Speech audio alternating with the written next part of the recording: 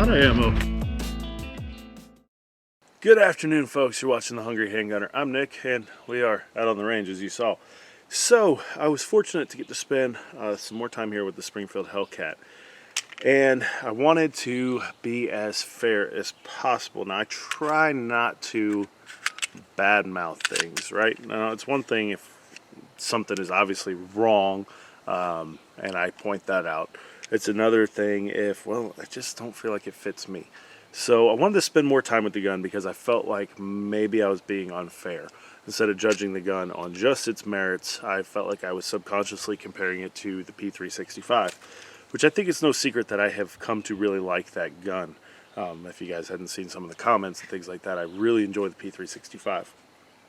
So this is kind of an abbreviated review. I never set out to do a full-on review of this gun just because of ammo.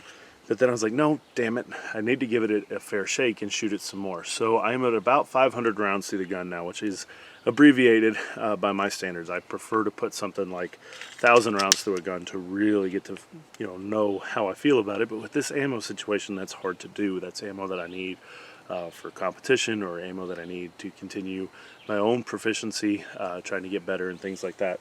So after about 500 rounds, I feel like I can comfortably say that I prefer the P365. I'm not going to run out and buy a HellCat. Now that being said, I don't feel like this is a bad choice, or even that the SIG is going to be a better choice for you. Because again, the reason there are so many makes and models of guns is we all have different hand sizes, we all have different preferences, and things like that. I can say that I feel like the sights on the HellCat, I do like the sights better than what comes on the P365, but that's me. Again, you may feel differently. So in terms of just the gun quality, I feel like it's a well-made pistol. Now somebody has pointed out in some comments before, I said the gun had two 10-round mags with it. So some people wanted to tell me before in the comments that I was wrong, that the gun didn't have two 10-round mags. Well, this particular gun that I have been shooting, which is not mine, it's my friend Richie's, has two 10-round mags that came with it. So that is where I was coming from. I don't have the other mags to test out or give you an opinion on. I have two 10-round mags. Be that as it may, 10 rounds, my preferred mag is definitely the one with the pinky extension on it. 10 rounds in something this small is still a vast improvement over the subcompact guns of a couple years ago, even going further back. This is a huge improvement. This is a neat thing. I've said it before, I'll say it again.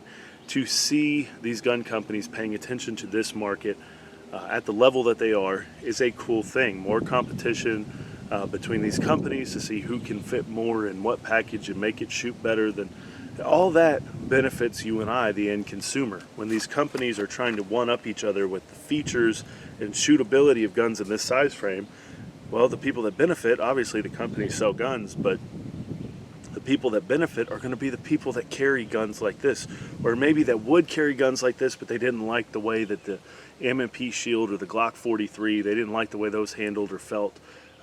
So at the end of the day, more options is a good thing for everybody. That's why I'm saying what I am. While I am going to opt for my P365, and I'm probably not going to run out and buy a HellCat. I say probably because I try not to speak in absolutes. I may get one of the optics ready ones eventually, just because. But I think this is a very valid option. I don't feel like this gun sacrifices quality, and I know there's the whole hubbub about Springfield Armory and 2A rights and things like that. We're not going there today. That is something that I kind of have conflicted views on myself, but as somebody that owns a Springfield Armory AR-15, I can't really bash too hard there. So we're not going there. If that's what you got to say, well, we can skip it in this conversation. But the HellCat is very well made. I'm typically not a Springfield Armory handgun fan. I do not like the XDs, but I feel like this gun offers a lot. I feel like the serrations are good. I like the sights. The trigger's not bad. You do have rail space here, although you're going to be hard-pressed to find a light that's going to work on that short of a frame. But I don't know, it's there. That's a good thing, in my opinion. Maybe they'll come out with something that's going to work really well there. I don't know. Or there may already be something I just don't know, because there's a lot I don't know. But I like this gun, and I have really enjoyed my time with it. I think it is finally time to give this gun back to Richie. He's been more than gracious letting me play with it and spend a lot of time with it, and I do appreciate that. So if you guys have thoughts on the HellCat, drop them in the comments, help some folks out, let them hear from more than just me on the subject or other gun YouTubers.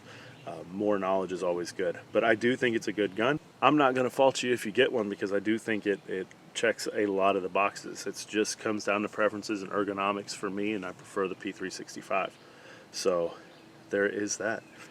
Put a few more rounds through it.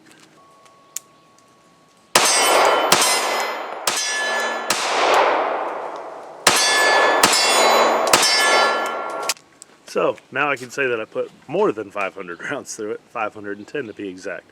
So there is that, guys. Thank you so much for watching. Stay safe, keep shooting, and I'll see you next time.